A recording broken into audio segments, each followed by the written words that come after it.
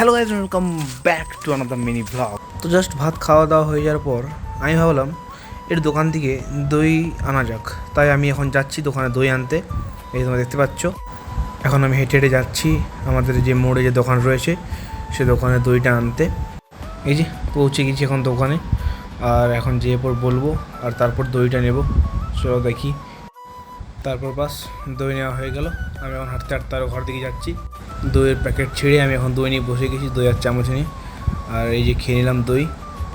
2000 years later. তো কিছুদিন পরে আমার একটা শো আছে, মানে আমার একটা বন্ধু গান করবে আর আমি গিটার বাজাবো। তো সেটারই আমরা এখন প্র্যাকটিস করব। বন্ধুকে ডাকলাম, বন্ধু এখন আসছে।